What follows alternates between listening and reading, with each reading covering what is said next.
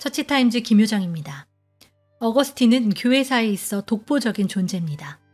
하버드대 철학 교수인 화이트헤드는 현대의 모든 철학은 플라톤의 주석이고 현대 모든 신학은 어거스틴의 주석이라고 평가했는데요. 어거스틴은 서방 그리스도교 신학의 터전을 마련했고 고대와 중세, 현대 신학까지 영향을 미쳤습니다. 그를 대표하는 것은 극적인 회심 사건입니다. 354년 북아프리카 항구 도시 히포 부근의 마을 타가스테에서 태어난 어거스틴은 기독교 가정에서 자랐지만 방탕한 생활로 점점 교회와 멀어지게 됩니다. 친구들과 어울려 도둑질을 즐겨했고 성적 쾌락에 탐닉해 불신자 여인과 동거하며 18살의 아들을 낳았습니다. 훗날 어거스틴은 그 무렵의 일을 참회록에서 이렇게 회상했습니다. 집에서 할 일이 없어 지내던 저는 견디기 어려운 권태와 무료를 달랠 길이 없어 불량한 친구들과 어울려 앞장서서 온갖 못된 짓을 저질렀습니다. 그리고 그때 유독 육신의 불길이 온몸에 활활 타올랐는데 누구 하나 그 불길 꺼줄 사람이 없었고 제 아버지와 어머니까지도 도저히 저를 감당하지 못했습니다. 이후 로마에서 수사학 교수로 나아가 밀란의 시 대변인으로까지 발탁되며 탄탄대로를 걸었지만 시간이 지날수록 결국 영적인 갈증만 더해졌습니다. 성경에 흥미를 느끼지 못한 어거스틴은 마니라는 창시자를 예수님의 마지막 계승자로 믿는 마니교의 교리를 통해 철학적이고 영적이며 지식적인 갈증을 채웠습니다. 무려 9년을 마니교에 빠져 지내며 예수님을 인정하지 않았고 성경이 잘못됐다고 주장했습니다. 영적 방황과 정욕에 빠져 허우적대며 시간을 보내다 우연히 떠난 휴가에서 어거스틴은 담 너머에서 들려오는 아이들의 동요를 듣습니다. 들어서 읽어보라, 들어서 읽어보라 라는 노랫말이었습니다. 성령님께서는 노랫말을 통해 어거스틴의 마음을 흔들어 놓으셨고 견딜 수 없는 심정으로 성경을 펼쳤을 때 만난 로마서의 말씀은 그를 엎드러지게 했습니다. 낮에와 같이 단정히 행하고 방탕하거나 술 취하지 말며 음란하거나 호색하지 말며 다투거나 시기하지 말고. 갈 바를 몰라 방황했던 지난 날들이 주마등처럼 지나갔고 통회의 눈물이 쉴 새 없이 흘러내렸습니다. 영적 혼돈과 번민의 깊은 잠에서 깨어나 예수 그리스도만이 진리요 구주 되심을 확신하게 된 순간이었습니다. 훗날 그 순간을 이렇게 기록했습니다.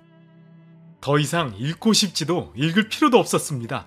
말씀을 읽은 후 곧바로 빛이 마음에 들어와 의심으로 가득 찬 어두운 그림자를 모두 몰아냈습니다.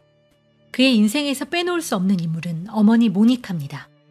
세상적인 성공을 거머쥔 아들을 보며 어머니로서 기뻐해야 했음에도 모니카는 하나님을 경외하는 믿음을 더욱 중요하게 여기며 30년이 넘는 시간을 아들의 회심을 위해 끈질기게 기도했습니다. 기도만 한 것이 아니라 유명한 감독을 찾아 설득해 이단 종교에서 떠나게 해달라고 부탁하고 출세보다 하나님께 돌아오기를 바라며 죄악의 소굴이라고 여겨진 로마행을 반대했으며 동거녀를 떠나보내고 직접 먼 로마와 밀란까지 발걸음을 하는 등 수고를 마다하지 않았습니다. 앞이 보이지 않고 불가능해 보였지만 모니카는 눈물의 기도로 기른 자녀는 절대 망하지 않는다는 말씀을 붙들고 포기하지 않았습니다. 하나님은 간절한 기도에 응답해 주셔서 결국 어거스틴을 돌이키게 하셨고 당시 밀란에 존경받는 위대한 감독 암브로시우스에게 세례를 받게 됩니다. 회심 후 어거스틴은 고향으로 가기 위해 어머니와 함께 로마 오스티아 항구로 왔지만 정치적인 문제로 출항이 금지된 상황이었습니다. 기약 없이 배편을 기다리던 중 어머니는 말라리아에 걸려 하나님의 부르심을 받았습니다. 당시 모니카는 56세, 어거스틴은 33세였습니다. 평생의 간절한 기도에 응답을 경험한 모니카는 나는 이제 할 일을 다 했다고 고백하며 평안한 모습으로 주님께 갔습니다. 어거스틴은 어머니의 장례를 치르고 슬픔을 뒤로한 채 고향 튀니지로 돌아가 수도원을 세웠습니다. 히포의 감독으로 성도를 돌보며 평생을 학문 연구에 전력을 다했습니다. 그리고 지금까지 수많은 후배들에게 성경의 바른 교리를 가르치고 있습니다. 연약한 어머니의 기도를 들으시고 주님께서는 놀라운 열매를 맺게 하셨던 겁니다.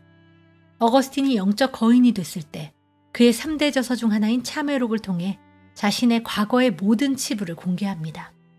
동시에 나의 나 된 것은 오로지 하나님의 은혜라고 하나님과 세상 앞에 선언했습니다.